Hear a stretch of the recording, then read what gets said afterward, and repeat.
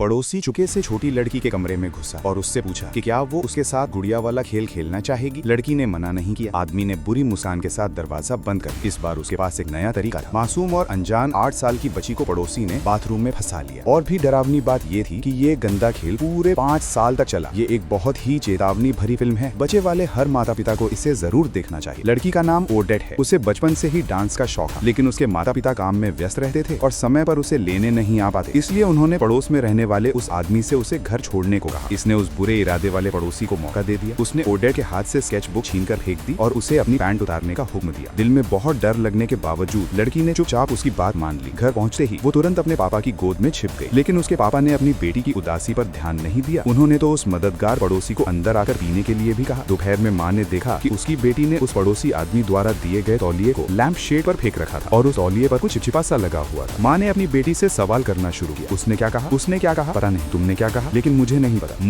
मुझे यकीन नहीं है, मुझे समझ नहीं आ रहा क्या कहूँ। मैं बस तुम्हें बताने वाली हूँ, मैं तुम्हें बताऊंगी। तुम क्या कहती हो ओडेट? अपने माता पिता के सवालों के सामने ओडेट ने बस धीमी आवाज में माफी मांगी। पापा ने माँ को डांटना शुरू कर दिया कि वो बेटी पर गुस्सा कर रही है, लेकिन माँ के जाने के बाद पापा ने तुरंत गंभीर होकर बेटी से पूछा कि उसने तौलिए से क्या पोंछा था। ओडेट की आंखों में मजबूरी और बेबसी थी, लेकिन फिर भी वो ये बताने की हिम्मत नहीं कर पाई कि उस पड़ोसी आदमी ने उसके साथ क्या किया था। उसी दौरान उस पड़ोसी आदमी का फोन आया कि वो अपने बेटे को पहाड़ों पर छुट्टियां मनाने ले जा रहा है। वो ओडेट को भी अपने साथ ले जाना चाहता था। पापा ने कहा कि पहले बेटी की राय लेनी होगी, लेकिन माँ ने उसकी तरफ से हाँ कर दी, क्योंकि वो इस मौके पर बेटी को सच न बताने की सजा देना चाहती थी। माँ को ये नहीं पता था कि ऐसा करके वो अपनी बेटी को शैतान के हाथों में सौंप रही थी। पहाड़ों पर छुट्टी के पहले ही रात वो आदमी बेटी पर अपने पंजे बढ़ाने से नहीं रुक सका और उसका बेटा ठीक बगल में सो रहा था। बुरी तरह प्रताड़ित ओडेट की आंखों से आंसू रुक ही नहीं रहे थे। उस आदमी ने उसे डराना शुरू कर दिया कि रोना बंद करो, नहीं तो वो गुस्सा हो जाएगा। आने वाले दिनों में वो आदमी एक ऐसा डरावना सपना बन गया जिससे छुटकारा मुमकिन नहीं था। उसने ओडेट की जिंदगी हर दिन डर और बेचैनी से भर दी। ओडेट को सिर्फ नाचते हुए ही खुशी मिलती थी। वो अक्सर सोचती कि काश वो उड़कर कहीं दूर चली जाए और उस आदमी के चंगुल से छूट जाए, लेकिन लगता था कि ये उसका एक पूरा ना होने वाला सपना बनकर रह गया था। अगली सुबह वो आदमी ओडेट को कहीं तस्वीर खिंचवाने के लिए ले गया, लेकिन इस सेक्सुअल चोट की तस्वीर क्या जरूरी थी। जब वो घर लौटे तो उन्होंने ओडेट को नाच के लिए ले जाना था। ओडेट के माता पिता भी साथ गए थे। घर पर अकेले रहने के लिए उन्होंने रात को साथ बैठे उस आदमी को इजाजत दे दी। उसी रात फिर से वो आदमी उसके कमरे में घुसा और उसने वो डरावना खेल फिर से शुरू कर दिया।